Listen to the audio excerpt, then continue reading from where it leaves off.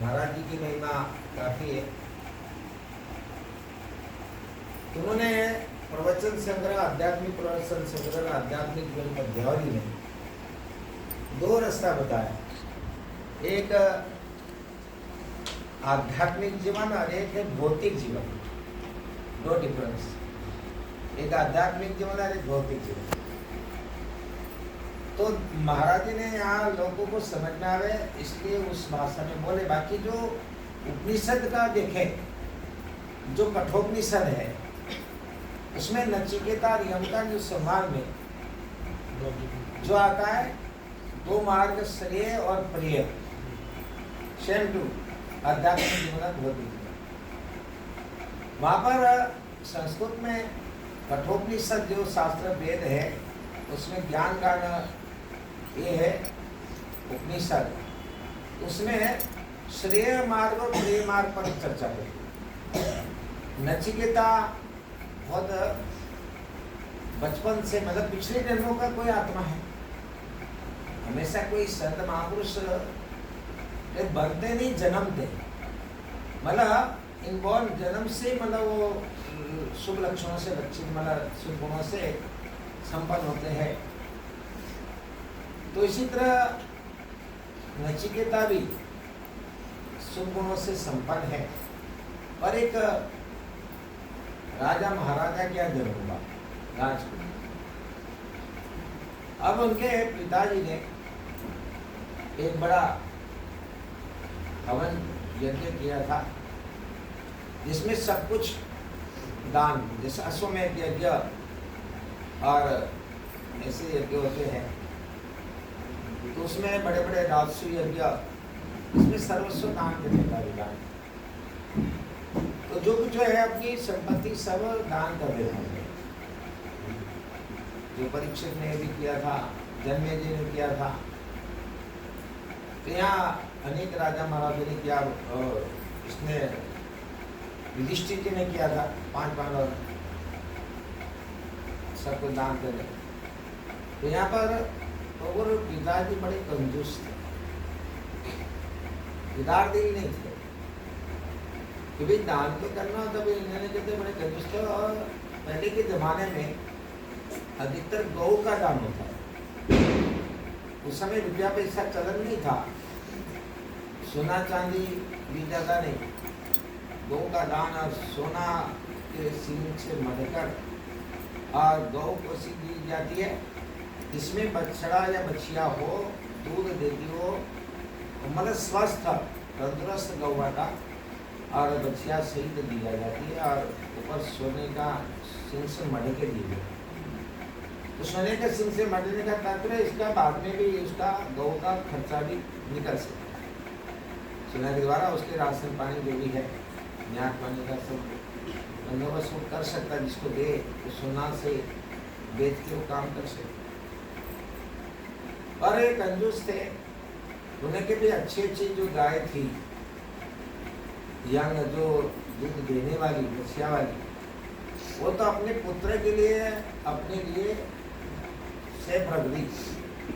और जो गाय बुढ़िया हो चुकी थी, अब जाने वाली नहीं थी, दूध देना बंद हो चुका था, अब दूध देने वाली भी नहीं है, ना कोई बछड़ा बछिया, ना कोई सोना से मढ़ा हुआ है। ऐसी गाय जो गुजराती में मशहूरी थी, कहते हैं यहाँ पर क्या कहते हैं, वो गाय जब आगे काम की नहीं, बुढ़ापा जिंदगिया पड़ गई, तो वो गाय निकाल के रखी, छाट छाट कर दान करने के लिए। अब पुत्र तो समझदार था, छोटा बालक है पर समझदार है। तो पिताजी ये गलत कर रहे हैं। पिताजी ने कहते सही नहीं किया कि भाई ये तो पंडितों को, ब्राह्मणों को और जो भी साधु महात्माओं को कहते ये गाय दे, कहते मतलब निंदा तो होगी समाज में, और उनकी कोई काम तो नहीं मिला, ये पुण्य कर्म थोड़ी होगा। तो उन्होंने, नचिकेता ने पिताजी की अकल ठीक करने के लिए याद दिलाया, ये यज्ञ में तो सबको दान दिया जाता है, अपना ही तो मुझे दान था। तो पिताजी आप मुझे किसको दान देंगे? अपने आप को कि मुझे किसको दान देंगे। अब पिताजी चुप रहे। अंदर अंदर तो गुस्सा आया कि मेरी मजाक उड़ा रहा है कि मेरी नियमत निर्मला किस जगह है। तो कहते वो कुछ बोले नहीं। दोबारा पूछा, पिताजी मुझे आप किसको दान देंगे? इसमें सबको दान देना होता। अब बेटे के लिए तुमने कहा है कि पुत्र का मोह है, उसके लिए सब रखा हुआ है। अब कहते मुझे किसको दान देंगे? अब उसने पिताजी कुछ नहीं बोले दोबारा। अब फिर दोबारा हिम्मत करी कि पिताजी मुझे किसको दान देंगे? अब फिर वो रख गए। कहते गुस्से हो गया, पिताजी गुस्से हो गए।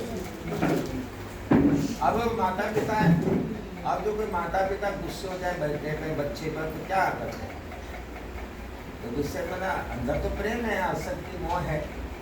तो कहते मर जा साला, भाग जा साला, या कुछ भी कहते हैं, प्रेम होता है। तो पिताजी को गुस्सा आया, कहा कि तुझे मृत्यु को दान दूं बेटा, मर जा। मेरी वो कर रहे मजाक उड़ा रहे, मेरी मतलब कहते निंदा कर रहा है, भले गाय वो दे रहे हैं सर, मतलब लोभ लालच में, मतलब दान तो सब कुछ दिया जाता है। दान हमेशा अच्छी से अच्छी वस्तु का दान किया जाता है। ऐसा कहा जाता है कि जो अपन भगवत निमित्त से जो भी दान करते हैं किसी को भी, ब्राह्मण को, साधु संत या कोई ऐसा, तो भगवान उसका अनेक गुना करके वापस देता है। उसके हजारों गुना लाखों गुना होकर अपने को वापस मिलता है। रामकृष्ण परमहंस के पास एक तेली जाता था, एक बड़ा मिल मालिक था तेल की मिल की कलकत्ता में, वो भी बड़ा कंजूस था। कहते हैं उस समय तो घोड़ा गाड़ी लेती थी, कार आदि कम थी, अपने सरकार का राज था। तो वहाँ दुकानों से या रेडी से कि वो सड़े हुआ अनार जो निकाल दिया वो सस्ते आधे रेट से भी कम में, तो वो निकाल लेता। खाली आप नहीं जाना चाहिए साधु संत के पास, तो वो ले जाते थे। रामकृष्ण ने तो बताते कि भगवान इससे लाख गुना करके देते हैं, तो तुम सड़े हुए अनार देंगे तो लाख गुना सड़े हुए अनार मिलेंगे। अच्छा देते तो अच्छा मिलता है। इसी तरह पांडवों को ले गए थे कृष्ण भगवान किसी देवी देवता का प्रणाम कराने के लिए, उनके कुल देवता थे कि भी आप युद्ध जीते हैं तो यहाँ पर नमस्कार करो। तो युधिष्ठिर वगैरह सब पांचों पांडव, अर्जुन वगैरह सब नमस्कार करने जाते हैं। तो कृष्ण भगवान के अपना यहाँ सर्वस्व अर्पण हो। तो भीम ने रोका। भीम ने कहता बड़े भाई ध्यान रखना कि पुण्य पुण्य अर्पण करना, पाप मत अर्पण कर देना। युद्ध में तो हत्या करना पाप तो हो ही जाता है। कहते पुण्य अर्पण करना पाप नहीं, तो कहते हैं पाप अर्पण किया तो लाखों गुना होकर वापस मिलेगा, वापस मिलता है। पुण्य अर्पण करेंगे पुण्य लाखों गुना होकर वापस मिलता है। तो भगवान को जो अच्छी चीजें अर्पण करते हैं तो भगवान भी उसी प्रकार अच्छी चीजें लाखों गुना करके देते। और कहीं तो जो घर में काम ना आवे, खुद के काम में ना आवे, अब वो भगवान को अर्पण कर देते। अब कहते हैं कुछ 5 पैसा 2 पैसा 1 रुपया जो सिक्का वो कई बाजार में नहीं कोई नहीं लेता है, भले मंदिर में करो या कोई मारने वाले को दे दो सिक्का जो कहीं बाजार में नहीं चलना, या घर में काम नहीं आने वाली चीज वस्तु है तो चलो मंदिर आश्रम में दे दो। कहते आर्य फलाने जगह दान कर दो।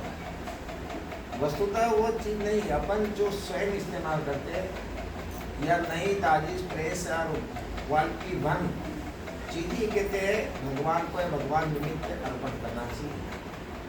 तो उसी प्रकार भगवान भी कहते दे दे तो छप्पड़ फाड़ कर देते और ले दो तो थप्पड़ मार के लेते हैं।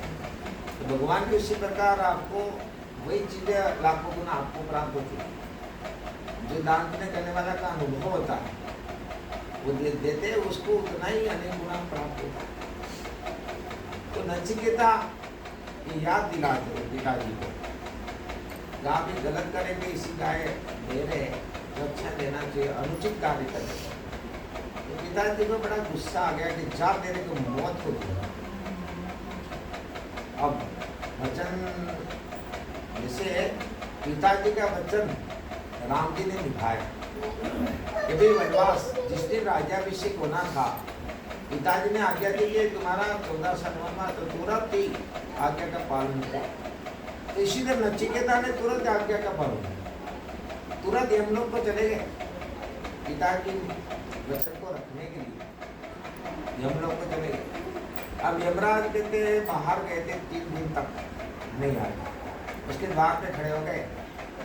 अब अतिथि देवो भव, अतिथि नारायण होता है। जब यमराज आए कि भाई बाहर अतिथि खड़े हैं और 3 दिन हो गए,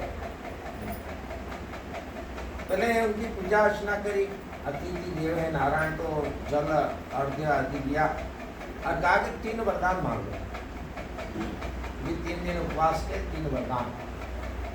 तो नचिकेता ने पहले वरदान में जो पिता का हित चाहा, पिता को सद्बुद्धि प्राप्त हो, उनका कल्याण, मतलब उनका हित न हो, क्योंकि काम तो उसका हित का कर रहे हैं गलत, पर प्रभु उनको सद्बुद्धि दे जिससे वो सही काम करे। क्योंकि मेन चीज है बुद्धि।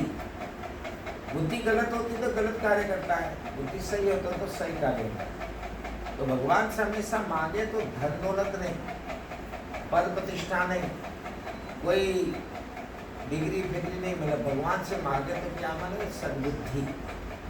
क्योंकि जहाँ सुमति वहाँ संपत्ति दाना, जहाँ कुमति वहाँ विपत्ति निदाना, जहाँ सन्मति होगी वहाँ तो संपत्ति अपने आप आएगी। सद्बुद्धि आएगी तो बाकी का सब ऑटोमेटिकली सही होगा, गलत होगा नहीं। तो भगवान के सद्बुद्धि मांगे। जय प्रभु जी भी गुजरात में ये शोट प्रार्थना करने को सबको प्रेरणा देते थे बचपन से कि प्रभु कि सबके जाने अनजाने में कोई भूल चूक हो जाए तो प्रभु भूल चूक माफ करना, हे प्रभु सबको सद्बुद्धि देना, हे प्रभु सबका कल्याण करना, भूल चूक माफ करना और सद्बुद्धि देना सब। तो सद्बुद्धि मांगी है तो परमात्मा से सद्बुद्धि मांगी तो फिर काम अच्छा ही होगा। ये गलत मतलब ऐसा काम नहीं होगा जो पश्चाताप करना पड़े, ऐसा नहीं होगा। क्योंकि बुद्धि एक जजमेंट करने वाली निर्णात्मक शक्ति है। यदि क्या आपको वो इस मार्ग पे चलना है, स्नेह मार्ग है कि प्रेम मार्ग पे या आध्यात्मिक जीवन पे चलना है, निर्णय करते